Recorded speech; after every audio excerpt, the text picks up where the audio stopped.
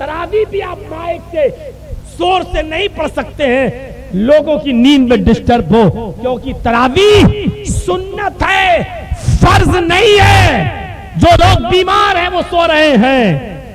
میرے بھائیوں، رات میں اٹھ کر مائک پکڑ کے لوگوں کو اٹھانا، جبکہ بیماروں پر روزہ نہیں ہے، دودھ پلانے والی عورتوں پر روزہ نہیں ہے، حاملہ عورتوں پر روزہ نہیں ہے، بعد میں وہ قضا کریں گی، پورا کریں گی، اس سے بہتر زندگی جنت میں ملے گی، کیونکہ اللہ جانتا ہے کہ میرے بندے نے یہ جان میرے لیے دی، اس لیے سارے گناہ معاف بھی کر دے گا، ڈائریکٹ جنت کے اندر داخل کر دے گا۔ تو میرے بھائیوں، یہ ہے لا الہ الا اللہ کا معنی۔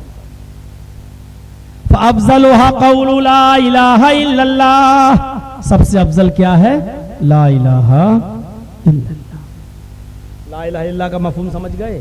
اب سب سے نچلے درجے کا ایمان سمجھ لو، وہ بھی ایمان ہے، اماطۃ الاذى عن الطریق، راستے سے تکلیف دہ چیز کو ہٹا دینا۔ گاڑی پہ ہم چاہ رہے ہیں 4 ویلر پر، اور کیلے کا چھلکا بیچ سڑک پہ پڑا ہوا ہے، آپ کو گاڑی روکنا پڑے گی، آپ گاڑی روکیے، گاڑی سے اتریے، اس کیلے کے چھلکے کو اٹھا کر آپ ڈسٹ بن میں، کوڑے دان میں، یا دوسری جگہ جہاں لوگ نہ گزرتے ہوں وہاں پھینک دو۔ اگر آپ گاڑی کراس کر گئے، کیلے کا چھلکا زمین پہ پڑا رہا، ہو سکتا ہے کہ اس پر کوئی بوڑھا پیر رکھ دے اور پھسل جائے، کوئی بچہ پیر رکھ دے پھسل جائے، یا کوئی اور عورت پیر رکھ دے اور پھسل جائے، اس کے گھٹنے میں چوٹ لگ جائے، اس کے دانت ٹوٹ جائیں گرتے وقت۔ جس طرح راستے سے تکلیف دہ چیز کو ہٹانا ثواب ہے، اسی طریقے سے راستے میں تکلیف دہ چیزوں کا پھینکنا گناہ بھی ہے۔ گھر کے باہر گھر کا کوڑا اٹھایا، جھاڑو دی اور گھر کے باہر پھینک دیا، یہ گناہ ہے۔ جس طرح راستے سے تکلیف دہ چیز کو ہٹانا ثواب ہے، اسی طریقے سے راستے میں تکلیف دہ چیزوں کا ڈالنا بھی گناہ ہے۔ اسلام اس کا سخت مخالف ہے۔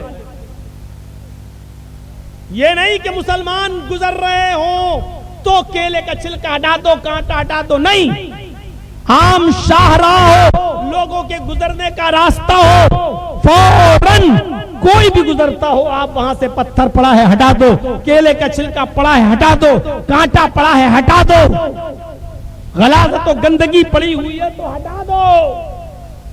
آپ کہو گے یہ گندگی میں ہٹاؤں گا، کچھ نہیں بگڑے گا، تکلیف دہ چیز ہے جو تم اپنے لیے پسند نہیں کرتے ہو تو اسی پہ تمہارا بھائی گزرے گا، کیسے پسند کر سکتے ہو؟ ہٹا دو۔ یہ بھی ایمان کا ایک حصہ ہے۔ یہ اسلام ہے جو عام گزرگاہوں سے لوگوں کو تکلیف دہ چیزوں کو ہٹانے کا حکم دے رہا ہے۔ غور کرو کتنی بڑی انسانیت ہے اسلام کہ درس میں، اسلام کے سبق میں کتنا بڑا انسانیت کا پارٹ ہے، انسانیت کا سبق ہے۔ حدیث کی کتابوں میں آتا ہے، حضرت ابو سعید خدری رضی اللہ تعالیٰ عنہ فرماتے ہیں کہ اللہ کے نبی صلی اللہ علیہ وسلم کو کبھی کبھی قضائے حاجت کے لیے، لیٹرین کے لیے جانا پڑتا تھا تو میں پانی کا لوٹا بھر کر ان کو دے دیا کرتا تھا اور اللہ کے نبی کے ساتھ چلتا تھا۔ آپ اتنی دور چلے جاتے تھے کہ لوگوں کی نظروں سے دور، لوگوں کی نظروں سے اوجھل ہو جایا کرتے تھے، اور پھر کسی جنگل میں درختوں کے سائے میں یا جھاڑیوں کی آڑ میں بیٹھ کر آپ فراغت حاصل کرتے تھے، لیٹرین سے فارغ ہوا کرتے تھے۔ یعنی سڑکوں پر غلاظت اور گندگی ڈالنے کا کوئی معاملہ ہی نہیں تھا۔ آپ نے منع بھی کیا ہے۔ میرے ساتھیوں ذرا اندازہ لگاؤ کہ کوئی تکلیف دہ چیز کو اب راستے میں کیسے پھینکنا گوارا کر سکتا ہے، کیسے ڈالنا گوارا کر سکتا ہے۔ یہ حدیث ہمیں یہ بتلا رہی ہے۔ اسی طریقے سے اپنے گھر کے باہر اگر سڑک ہو اور لوگ جا رہے ہوں اور آپ کی بیٹی یا بیٹے کی شادی کا ولیمہ ہو رہا ہے، آپ نے سڑک روک دی اور شامیانہ لگا دیا، تمبو لگا دیا اور لوگوں کو کھانا کھلانے لگے اور آپ کا وہ راستہ بند ہو گیا ہے، اب لوگوں کو 1 کلومیٹر دور سے آنا اور جانا پڑ رہا ہے، تو یہ بھی تکلیف دینے والی بات ہے۔ اس لیے یہ بھی اماطۃ الاذى عن الطریق میں شامل ہے۔ آپ اپنے گھر کے باہر شامیانہ نہیں لگا سکتے ہو۔ لوگوں کے گزرنے والی جگہ پر آپ تمبو نہیں لگا سکتے ہو، یہ بھی لوگوں کو تکلیف دینے کے معنی میں شامل ہوگا۔ بہت سی دیواروں پر لوگ لکھ جاتے ہیں، اپنا پرچار کر جاتے ہیں، یہ میرے گھر کی دیوار ہے، آپ کیسے لکھ سکتے ہیں؟ یہ بھی تکلیف دینا ہے۔ کسی کی دوسرے کی دیواروں پر کوئی پرچار کرنا، ٹائپنگ کرنا اور لکھ دینا، یہ بھی تکلیف دینا ہے۔ یہ بھی اسی زمرے میں شامل ہوگا، یہ بھی اسی زمرے میں شامل ہوگا۔ میرے پیارے ساتھیوں، گاڑی آ رہی ہے، آپ لے کے آئے ہیں اور راستے میں آپ نے پارک کر دیا جو لوگوں کی گزرنے کی جگہ ہے، لہذا اپنی گاڑیوں کو ایسی جگہ پارک کر دینا جہاں لوگوں کی گزرنے کی جگہ ہے، یہ بھی انہی چیزوں میں شامل ہے، وہی چیزیں اسی زمرے میں آئے گا۔ اماطۃ الاذی عن الطریق، جب راستے میں تکلیف دہ چیز کو ڈالنا صحیح نہیں تو راستے میں گاڑی کھڑی کرنا کیسے صحیح ہو سکتا ہے؟ رمضان کے مہینے میں رات کے 3 بجے اٹھ جانا اور مائک پکڑ کے زور زور سے حمد پڑھنا، نعتیں پڑھنا اور چیخنا اور چلانا کہ روزے دار بھائیو اٹھو، سحری کر لو، اور اس میں قوالیاں پڑھنا یا بار بار نعتیں اور نظمیں پڑھ پڑھ کر شور شرابہ کرنا، یہ ساری کی ساری چیزیں تکلیف دینے کے زمرے میں آتی ہیں۔ تراویح بھی آپ مائک سے زور سے نہیں پڑھ سکتے ہیں، لوگوں کی نیند میں ڈسٹرب ہو، کیونکہ تراویح سنت ہے، فرض نہیں ہے۔ جو لوگ بیمار ہیں وہ سو رہے ہیں۔ میرے بھائیوں، رات میں اٹھ کر مائک پکڑ کے لوگوں کو اٹھانا، جبکہ بیماروں پر روزہ نہیں ہے، دودھ پلانے والی عورتوں پر روزہ نہیں ہے، حاملہ عورتوں پر روزہ نہیں ہے، بعد میں وہ قضا کریں گی، پورا کریں گی۔ جب ان کے لیے شریعت نے رخصت دی ہے تو تم ہنگامہ اور شور کر کے مسافروں کو بھی تنگ کر رہے ہو، ان عورتوں کو بھی تنگ کر رہے ہو جن کو شریعت نے روزہ رکھنے سے رخصت دی ہے۔ وہ بوڑھے لوگ جن کے اوپر فدیہ ہے، روزہ نہیں ہے، وہ دائمی مریض ہیں، وہ کبھی صحیح نہیں ہو سکتے، جب تک زندہ رہیں گے تب تک وہ بیمار ہی رہیں گے، صحیح ہونے کی امید نہیں ہے، تو وہ ایک مسکین کھانا کھلائیں گے صبح اور شام، فدیہ دیں گے، ان پر روزہ نہیں ہے۔ تو میرے پیارے ساتھیوں، آپ آواز دے کر ان کو کیوں اٹھا رہے ہو؟ جو عورتیں پیریڈ سے ہیں، جن پر روزہ نہیں ہے، میرے بھائیوں آپ زور زور سے چلا کر ان کو کیوں اٹھا رہے ہو؟ یہ ساری کی ساری چیزیں تکلیف دینے کے زمرے میں آتی ہیں۔ اگرچہ تم روزے کے لیے اٹھا رہے ہو، اگرچہ تم مائک پر زور سے تراویح پڑھ رہے ہو، لیکن یہ تکلیف دینے کے زمرے میں ہے۔ تراویح ان لوگوں کو سناؤ جو آپ کے پیچھے پڑھ رہے ہیں، زیادہ سے زیادہ مسجد میں ساؤنڈ لگا دو تاکہ وہاں جتنے لوگ جمع ہیں وہ آپ کو سن سکے، لیکن ایسا مائک لگا دینا کہ پورے گاؤں میں تراویح کی آواز جائے اور سب کی نیند ڈسٹرب ہو، یہ تکلیف دینے کے زمرے میں آتا ہے، تکلیف پہنچانے کے زمرے میں آتا ہے۔ میرے بھائیوں، یہ تمام کی تمام چیزیں اماطۃ الاذی عن الطریق میں آتی ہیں کہ راستے سے تکلیف دہ چیز کو ہٹا دینا۔ آپ پریشان نہیں کر سکتے ہیں کسی کو۔ دیکھیے، اسلام نے اتنی بھی کسی دوسرے کو تکلیف دینا اتنا بھی گوارا نہیں کیا ہے۔ ایک مثال دینے کی کوشش کر رہا ہوں، سمجھنے کی کوشش کیجیے گا۔ اللہ کے نبی فرماتے ہیں کہ پہلی صف میں نماز پڑھنے کا ثواب اگر کسی کو پتہ چل جائے، پہلی صف میں نماز پڑھنے کا ثواب اگر کسی کو پتہ چل جائے کہ کتنا ہے، تو پہلی صف میں جانے کے لیے وہ دوسروں سے لڑے گا۔ مسجدوں میں قرآن اندازی ہوگی، پرچیاں لکھی جائیں گی، جس کا نام آئے گا وہ اگلی صف میں جائے گا۔ اگر پتہ چل جائے کہ اگلی صف میں نماز پڑھنے کا ثواب کتنا ہے تو لوگ قرآن اندازی کریں گے، آگے والی صف میں جانے کے لیے پرچیاں ڈال کر نکالیں گے کہ کس کا نام آگے ہے۔ اتنا ثواب اللہ کے نبی صلی اللہ علیہ وسلم فرماتے ہیں۔ اللہ تعالیٰ نے یہ بھی فرمایا کہ اللہ کے نبی نے فرمایا، ابن ماجہ کی روایت، ان اللہ و ملائکتہ، اللہ اور اس کے فرشتے یصلون علی الصف الاول، ان لوگوں پر سلام بھیجتے ہیں، ان لوگوں پر ان لوگوں کے لیے دعا کرتے ہیں جو پہلی صف کے اندر ہیں۔ ابن ماجہ کی روایت ہے۔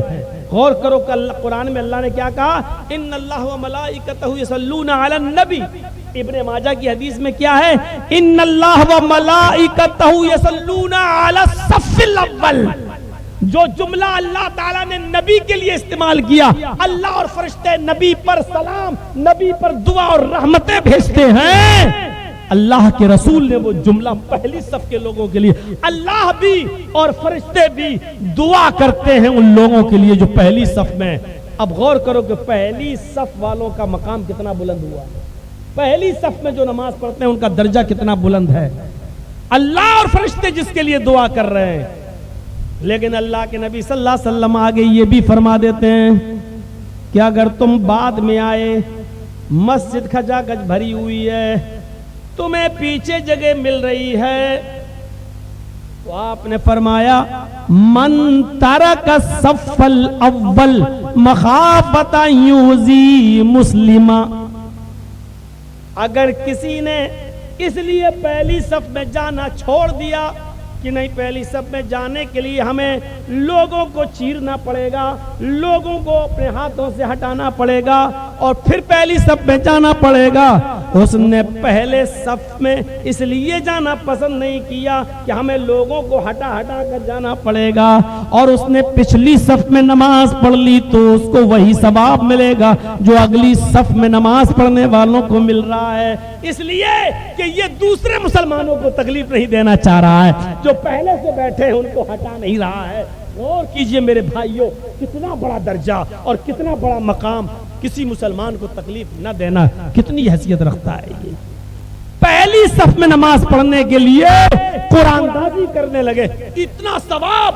لیکن فرمایا کہ اگر اس نیت سے، اس ڈر سے نہیں جاتے ہو کہ لوگوں کو تکلیف ہوگی، کسی مسلمان کو تکلیف ہوگی، اور پہلی صف میں پڑھ لیتے ہو تو اضعف اللہ، تو اللہ رب العالمین تمہیں اس کا ڈبل ثواب دے گا. ڈبل یعنی پہلی صف میں نماز پڑھنے والے لوگوں کو جتنا ملے گا اس سے بھی ڈبل ثواب تمہیں دیا جائے گا. میرے بھائیوں، پہلی صف میں اتنا آسان ہے پہنچنا، ان کو ہٹاؤ پھر ان کو ہٹاؤ پھر ان کو ہٹاؤ.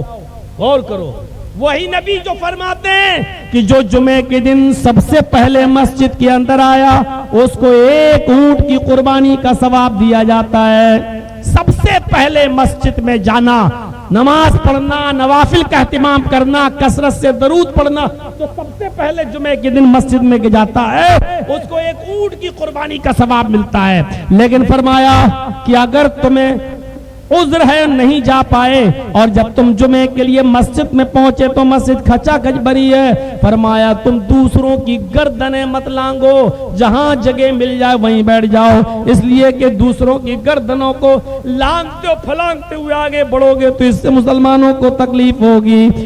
اتنی بھی تکلیف برداشت نہیں کرتا اسلام کہ کسی مسلمان کو اتنی بھی تکلیف دو. پتہ نہیں کیسے کلیجے ہیں جو چھڑا مار دیتے ہیں، کیسے کلیجے ہیں جو مرڈر کر دیتے ہیں، اور کون سے لوگ ہیں جو ایک دوسرے کے قتل و قتال کے بعد فخر کرتے ہیں ہم نے تو اتنے مرڈر کیے. ہم نے جیل کے اندر جاؤ تو بڑی عزت ہوتی ہے ان کی، کس جرم میں آئے ہو، مرڈر کر، ارے آئیے. اور وہ سمجھتا ہے کہ یہ دیکھیے ہماری چاہت، ہمارا خوف اور روب و دبدبہ دیکھو کہ جیسی کہہ دیا مرڈر کر کے آیا ہوں تو جیل میں بھی سب ڈرنے لگتے ہیں، ارے بھائی تو مرڈر کر کے آیا ہے. وہ اپنے آپ کو سمجھتا ہے کہ میں بہت بڑا ساہوکار اور چودھری بن گیا. تو میرے بھائیوں تصور کیجیے آپ، اسلام کو اتنی بھی تکلیف کسی مسلمان کی برداشت نہیں ہے کہ جمعے کے دن نماز کے اندر بھی کوئی تمہیں یوں کرے اور آگے بڑھ جائے تم سے، اتنی تکلیف بھی کسی کو دی جائے یہ بھی برداشت. اماطۃ الاذى عن الطریق، راستے سے تکلیف دہ چیز کو ہٹا دینا، راستے سے تکلیف دہ چیز کو ہٹا دینا بھی ایمان کی ایک شاخ ہے. 2 شاخوں کا تذکرہ ہو گیا ہے، 2 شاخوں کا تذکرہ ہو گیا ہے. پہلی لا الہ الا اللہ، اور دوسری جو ادنا ہے، کمتر ہے، کیا ہے، راستے سے تکلیف دہ چیز کو ہٹا دینا. اور تیسری چیز اور سن لیجیے، اس میں تھوڑا سا وقت لگے گا میرے بھائیوں، والحیاء شعبۃ